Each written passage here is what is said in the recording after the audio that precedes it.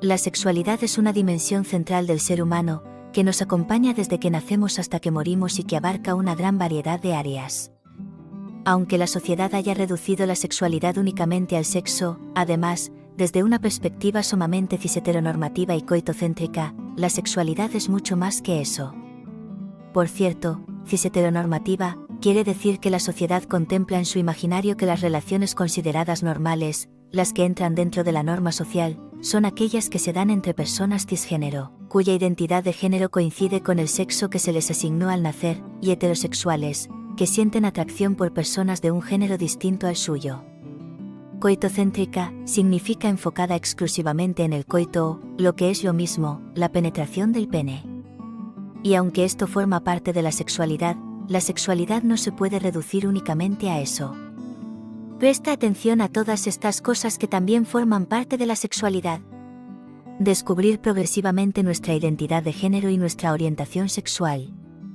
Entender cómo funciona nuestro cuerpo, los cambios que experimenta durante la pubertad y a lo largo de la vida. Reconocer nuestros genitales y nombrarlos correctamente. Aprender a establecer relaciones sanas, positivas, seguras, deseadas y basadas en el buen trato. Descubrir el placer, a solas o compartido. Desarrollar la asertividad para la puesta de límites. Elegir el modelo relacional que más nos encaja. Entender los roles y estereotipos de género que existen en la sociedad. Vivir el ciclo menstrual de manera positiva y gozosa. Poder gestionar nuestra fertilidad y la reproducción, si así lo deseamos. Entender la diversidad, de género, de orientación sexual, corporal, familiar, relacional, etc., como algo natural y positivo. Además, como seguramente ya hayáis percibido, la sexualidad está influida por una variedad de factores biológicos, psicológicos, sociales y espirituales, que interactúan entre ellos y cobran más o menos fuerza en función de las circunstancias. Pero, ¿por qué cuesta tanto hablar de sexualidad? Es muy habitual que nos resulte incómodo, que nos dé vergüenza o incluso cierto miedo hablar de sexualidad.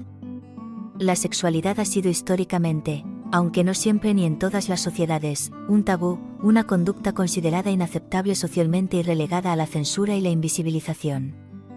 La moral y la religión muchas veces han castigado cualquier tipo de expresión de la sexualidad que no estuviera relacionada con lo meramente reproductivo o que se saliera de la cis-heteronormatividad. Por su parte, el sistema patriarcal se ha esforzado en relegar la sexualidad de las mujeres a un segundo plano, colocándolas como objeto de deseo y a los hombres, como sujetos deseantes. Hoy en día la sexualidad ya no se aborda desde lo moral o lo religioso, ni siquiera desde lo político, sino que está basada en los derechos humanos y, particularmente, en los derechos sexuales. La vivencia libre, positiva y gozosa de la sexualidad, sin discriminaciones ni prejuicios, no es un capricho, sino un derecho. Y existe un documento muy importante, la Declaración de los Derechos Sexuales, que no solo recoge estos derechos, sino que los promueve y los protege. Por otro lado, la mirada hacia la sexualidad no puede partir únicamente de los riesgos que puedan entrañar las prácticas genitales porque, una vez más, eso sería una visión muy limitada de la sexualidad y, además, sería injusto para el placer. La sexualidad no es solo genital. ¿Sabías cuál es nuestro órgano sexual más extenso? La piel. Está recubierta de millones de terminaciones nerviosas capaces de recoger estímulos sensibles. ¿Y sabías cuál es nuestro órgano sexual más importante? El cerebro. Él es el encargado de interpretar todos esos estímulos recogidos por la piel e interpretarlos como placenteros. Por eso, si nos enfocamos solo en los genitales, estaremos pasando por alto un montón de sensaciones placenteras que todo nuestro cuerpo puede regalarnos. Además de que volveríamos a estar cayendo en pensar que la sexualidad solo consiste en las relaciones eróticas compartidas, cuando es mucho más que eso.